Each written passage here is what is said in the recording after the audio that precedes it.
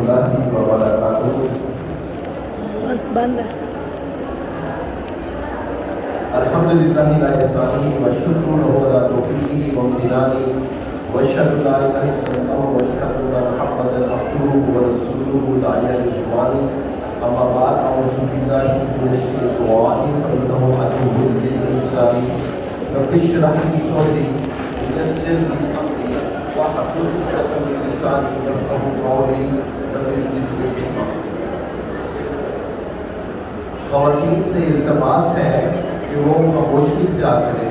آج رات ہے اور وہ تسبیحات بیان کریں, اللہ سبحانہ و تعالیٰ کی حمد و ثنا بیان کریں اپنے لیے اور اپنے اہل خانہ کے لیے اور ملک و قوم کے لیے, اپنے پیاروں کے لیے دعائیں کریں.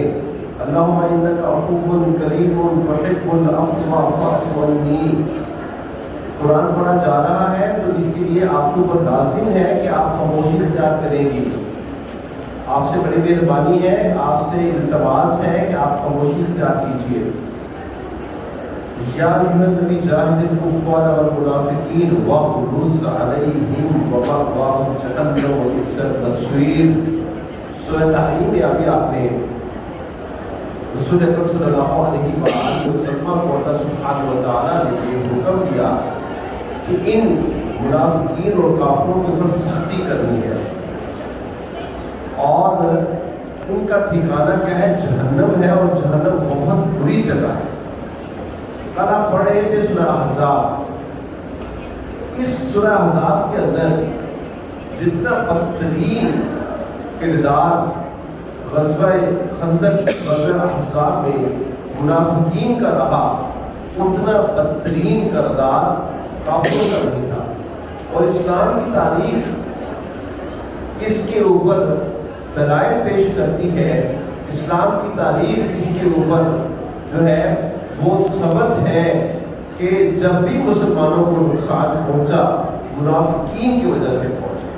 یہ منافقین غدار, یہ ایسے برے عناصر ہیں کہ انہوں نے جو ہے ایسا نقصان مسلمانوں کو پہنچانے کی کوشش کی.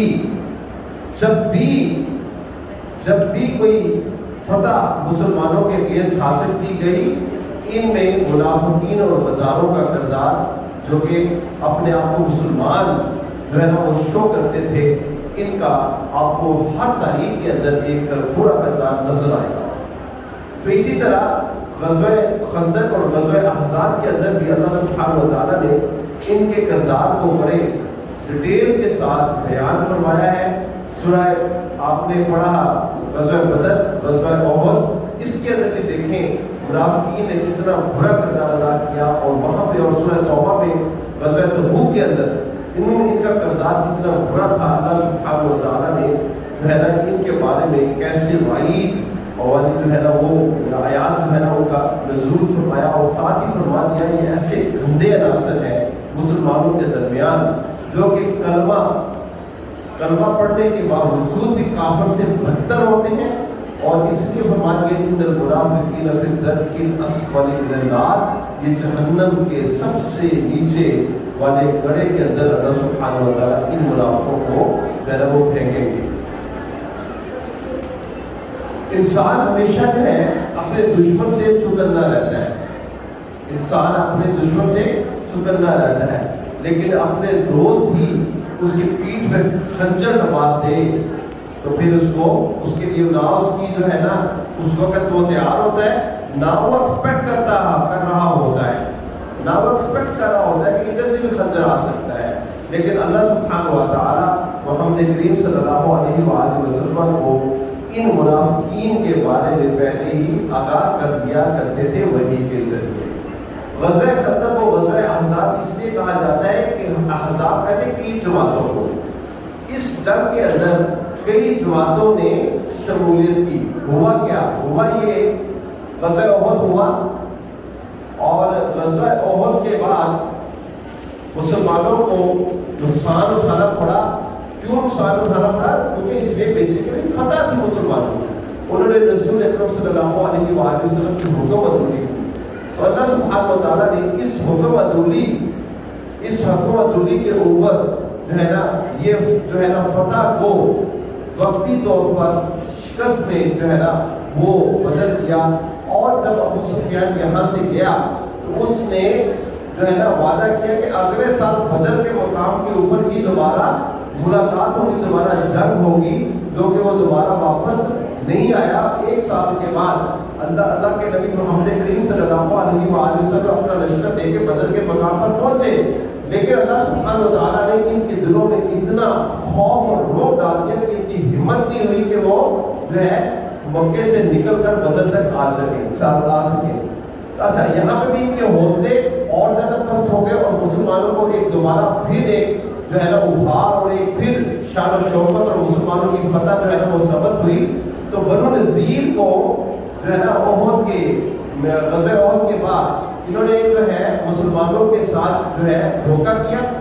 تو اللہ کے نبی صلی اللہ علیہ وآلہ وسلم نے اس قبیلے کو ضلع وطن کا جو ہے نا وہ کر دیا. یہ جا کے خیبر کے مقام پر یہ جو قبیلہ ہے قبیلہ بنو نذیر, یہ انہوں نے وہاں پہ جا کے اپنے پڑاؤ ڈال دیے اور وہاں پہ اپنی ایک چھوٹی سی جو ہے نا اپنی ایک برادری کے ساتھ مل کر ایک اسٹیٹ پروڈیوس کر دی. ان کو بہت زیادہ غصہ تھا, ان کے اندر بہت ہی زیادہ جو ہے نا ایک غصے کی ایک لہر دوڑ رہی تھی. انہوں نے کیا کیا کہ یہ جا کے لشکر جو ہے نا ان کا ایک بلکہ ایک میں کہوں گا جماعت بہت بڑی ان کی جو کہ بڑے سرداروں کے اوپر جو ہے نا مشتمل تھی, وہ جا کے ابو سفیان سے ملی مکہ المکرمہ میں. اور ابو سفیان کو مشرک جو کافر ہے, مشرک ہے, مکہ کے اندر ہے, ان کو مسلمانوں کے اگینسٹ جو ہے نا وہ بھڑکایا کہ انہوں نے ٹھیک ہے نا انہوں نے ہماری جاگیروں کے اوپر قبضہ کر لیا ہے, ہماری زمین کے اوپر قبضہ کر لیا ہے اور ان کی جو اسٹیٹ ہے وہ بڑھتی چلی جا رہی ہے. کیوں نہ کہ ہم سب مل کر ایک ہی دفعہ ان کے اوپر دھاوا بولے اور ایسا جو ہے نا ایسی ضرب لگائے مسلمانوں کے اوپر کہ ان کی جو ہے نا قوت کو جڑ سے اکھاڑ کے جو ہے نا اور ان کا بلیا میٹ کر کے نشان نام و نشان ان کا جو ہے نا ختم کر دیا جائے. تو ابو سفیان نے جو ہے نا ان کے ساتھ جو ہے نا لشکر کشی کے اوپر جو ہے نا وہ آمادہ ہو گیا. ادھر مدینہ کے اندر کیا تھا, مدینہ کے اندر بنو قریظہ کے ساتھ مسلمانوں کا کیا تھا, معاہدہ تھا. معاہدہ کیا تھا کہ ایک دوسرے کے ساتھ پیار محبت اور محبت اور دوستی کے ساتھ رہیں گے. مدینہ کے اوپر کوئی ابھی لشکر کشی ہوتی ہے, مدینہ کے اوپر کوئی بھی چڑھائی ہوتی ہے تو بنو قریظہ یہودیوں کا قبیلہ مسلمانوں کے ساتھ مل کر کیا کرے گا, لڑائی کرے گا. تو جو تھا نا حی ابن اخطب بنو نذیر کا یہ سردار تھا, یہ جا کے ملا بنو قریظہ ان کے سرداروں سے, تو ان کو بھی اپنے ساتھ ملا.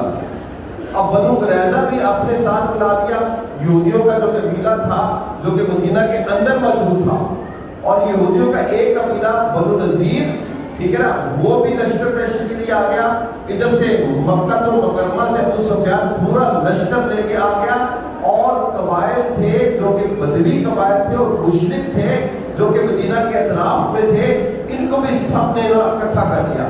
یہ جو تقریباً جو لشکر تیار ہوا نا تقریباً 10,000 سے اوپر یہ لشکر تیار ہو گیا. اب جب یہ پتہ لگا کہ 10,000 کا لشکر مدینہ کے اوپر چڑھائی کرنے والا ہے, رسول اکرم صلی اللہ علیہ وآلہ وسلم کی اپنی CID ہوتی تھی, اور اللہ سبحانہ و تعالیٰ نے جتنا فہم جنگی فنون کے بارے میں رسول اکرم صلی اللہ علیہ وآلہ وسلم کو سپہ سالار تھے, کمانڈر تھے, ان کو دیا تھا, کسی کو نہیں دیا. رسول اکرم صلی اللہ علیہ وآلہ وسلم کو پتہ لگ گیا کہ یہ جو سارا کا سارا لشکر جو ہے نا مدینہ کے اوپر چڑھائی کرنے والا ہے, اور مدینہ کے اندر جو قبائل ہیں موجود ہیں وہ بھی مسلمانوں کے اگینسٹ لشکر کشی کرنے جا رہے ہیں. مسلمانوں سے معاہدہ توڑ کر ان کافروں اور یہودیوں کے ساتھ مشرکوں کے ساتھ مل کر جب ایسی جو ہے نا کنڈیشن دیکھی تو آپ صلی اللہ علیہ وآلہ وسلم نے اپنی جناب مجلس شورا کو نا وہ بلایا اور کہا کہ کیا کرنا چاہیے اس مشکل حالات میں. دیکھا کیا کہ 3,000 کا ان کے پاس لشکر ہے اور 3,000 بندے جو ہے مدینہ کے اندر منافقین ہیں, جو کہ بیسیکلی مدد کس کے لیے کریں گے, مسلمانوں کے اگینسٹ اور مشرکوں کے ساتھ. اور یہ ایک اور ڈیلیما تھا, ایک اور مصیبت تھی. تو آپ صلی اللہ علیہ وآلہ وسلم نے فرمایا کہ ہمیں کیا کرنا کیا چاہیے اور اس جنگ کے لیے اپنے آپ کو کس طرح تیاری کرنی چاہیے. اور اس میں حضرت سلیمان فارسی رضی اللہ تعالیٰ عنہ نے کہا کہ ہمیں ایسا کرنے چاہیے کہ ایک مدینہ کے اطراف میں خندق کھودنی چاہیے. ٹھیک ہے, خندق کھودنی چاہیے تاکہ ان کو مدینہ کی حد سے باہر ہی رکھا جائے, یہ مدینہ کے اندر آ ہی نہ سکے. آپ صلی اللہ علیہ وآلہ وسلم کو یہ سلمان فارسی کا رضی اللہ تعالیٰ عنہ میں یہ مشورہ بہت زیادہ پسند آیا. تو مدینہ کے اطراف میں خندق جو ہے نا کھودنے کا کام شروع کیا گیا.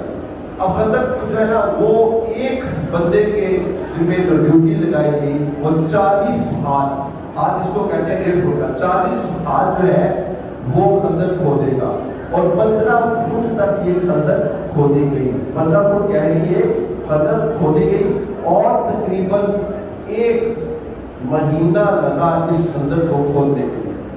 اب اس میں 1 مہینے میں لشکر بھی آ گیا, بنو قریظہ بھی علیحدہ ہو گیا, بنو نذیر بھی مل گیا, بدوی قبیلے تھے وہ بھی آ گئے, بنو غطفان کا قبیلہ جنگجو قبیلہ تھا وہ بھی ان کی جو ہے مدد کے لیے آ گیا. یہ 10,000 کا لشکر جو ہے وہ آ کے سب کے اوپر کھڑا ہو گیا.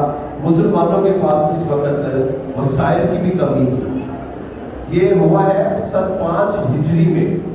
وسائل کی جو ہے نا فراوانی کب آئی, جب 8 ہجری میں مکہ فتح ہوا اس کے بعد. اب یہاں پہ وسائل کی بھی کمی ہے, خوراک کی بھی کمی ہے, اب ہتھیار اور اسلحے کی بھی کمی ہے, نفری بھی بہت کم ہے. ٹھیک ہے نا, روکنے کا صرف ایک طریقہ تھا کہ خندق کھود دی گئی, خندق کھود دی گئی. تو کب تک وہ جو ہے نا اتنی بڑی فورس کو وہ روک سکتے تھے. تو یہاں پہ اللہ سبحانہ و تعالیٰ جو ہے وہ تذکرہ فرما رہے ہیں جب اللہ سبحانہ و تعالیٰ نے مسلمانوں کی غیبی مدد کی.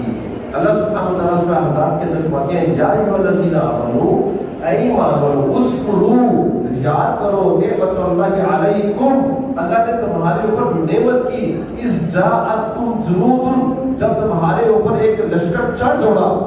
وہ لشکر کون سا تھا؟ یہی جو جماعتیں تھی, بنو قریظہ تھی, بنو غطفان تھی, بنو نذیر تھی اور مکہ کے مشرک تھے, بدوی قبائل کے مشرک تھے. یہ 10,000 کا لشکر نے تمہارے اوپر چڑھائی کر دی. وَجُنُودٌ لَمْ تَرَوْهَا, اور ایسا بھی لشکر اللہ کہتے ہیں یا ایھا الذین آمنوا اذکروا نعمت اللہ علیکم اذ جاءتکم جنود. ٹھیک ہے نا, ایسا لشکر آ گیا کہ آپ پریشان ہو گئے. اللہ کہتے ہیں, اللہ نے پھر کیا کہیں کہ مسلمانوں کی مدد کی ہے کیسے کی؟ فَأَرْسَلْنَا عَلَيْهِمْ